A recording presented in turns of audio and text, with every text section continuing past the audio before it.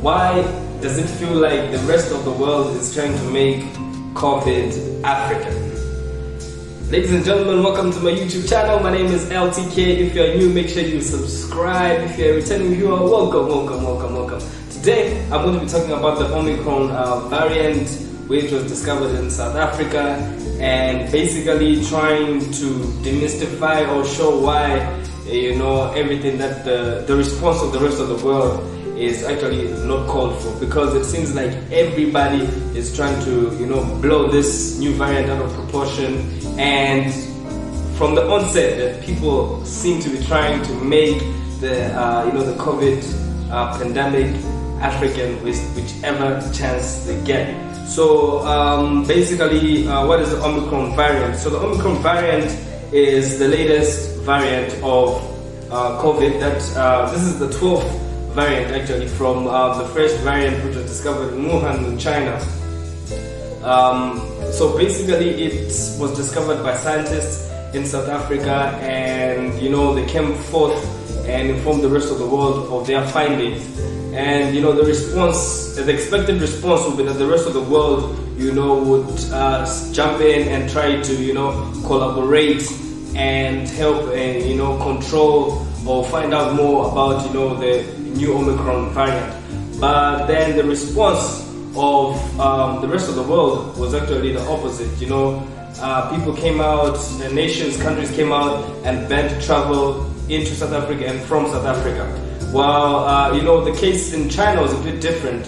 China, when they had discovered the COVID virus a while back, but they never, they took time. They took almost 2 to 3 months to share their findings to the rest of the world, which is what led to what led to the pandemic being as big as it was, because they were not forthcoming with information. Had they been forthcoming with information earlier on, the rest of the world would have jumped in and would have put measures in place to make sure that it doesn't become as big of a problem as it was. The fast spread was because people did not get information when they had to. So the scientists in South Africa made sure that this was not going to be the case, and as soon as they got information, they shared it with the rest of the world. And what does the rest of the world do?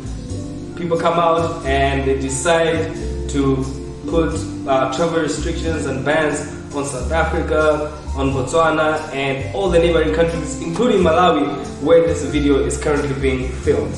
So that raises a problem because right now, according to the BBC, the Omicron has been discovered in the UK, in Germany, in Australia, and in Israel, and we have cases in Scotland where 6 people were discovered, having the Omicron variant, but they had no history of travel to South Africa or linkages of anybody coming from South Africa, showing that the virus might have spread.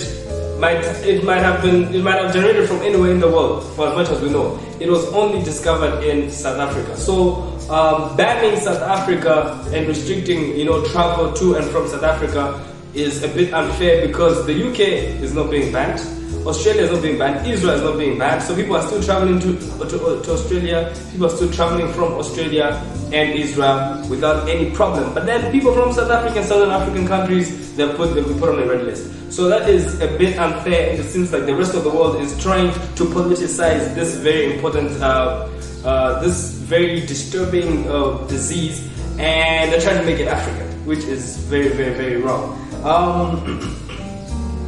The UN Secretary General Antonio Guterres talked of how the people of Africa cannot be blamed for the immorally low level of vaccinations available in Africa. This was his response to what the rest of the world did, that you guys are closing your borders, you guys are restricting travel to and from these particular regions.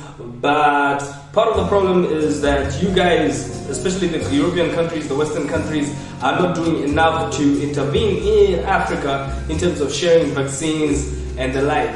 While we have so many levels of, you have a high level of unvaccinated people and high storage or high vaccine production in the Western countries, their people are being vaccinated. They're having vaccines in stock in warehouses, and they're not able to share those with the rest of the African countries. But once this Omicron comes up, and now they're blaming Africa for it. So banning South Africa does not solve the problem. Banning travel to and from southern African countries only worsens the problem. You talk of countries like Malawi, you talk of countries like Zambia. These are countries that really rely on businesses. Businesses really rely on international trade. Goods are always coming in, goods are always coming out. It's imports and exports, mostly imports, but that is how most of these economies are run. So once you bring travel bans and you restrict movement of people, of goods from these countries, then a lot of businesses are going to be put on hold. A lot of things are going to be slowed down. And the thing with with such economic interruptions is that the effects are lagged, which means that the effects will be experienced in 2 to 3 months. So if people are not able to do business, international trade today, the effects of that particular interruption is going to be experienced maybe in the next 2 to 3 months. Even apart from just businesses, we have people right now are living in a highly globalized world where people with families, in South Africa who live, in the UK or in the US, people are able to see their families, attend family functions. So this is just disrupting life. And apart from business, even just the society, our lives, our day-to-day lives, weddings, people are sick, visiting relatives. That is just bringing, a whole mess. So bringing in like travel restrictions and this type of bans is just going to, leave the economy worse off. So you're just going to create another problem apart from the COVID problem that is already among us.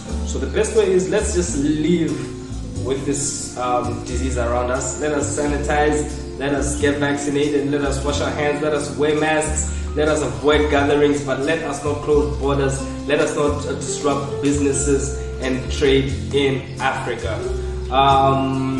It's quite sad that you have countries like Angola and Rwanda who also decided to bring travel bans to and from South Africa, which is quite uncalled for. But at this time of COVID-19, when it is affecting everybody, despite from which country you come from, your color of your skin, this is the time where as a people we need to be more united than ever to fight against this virus. In these divisions and closing of borders are not going to help. So in all, the system is really trying to make Africa, the poster boy of COVID, but that is quite unfortunate. Let us not, politicize COVID-19 and let us hold hands and fight the disease. This is LTK. Make sure you subscribe for more videos like this on Fridays, and stay safe, please. Make sure you sanitize, wear masks, and observe all the COVID regulations. Power to the people, and peace out.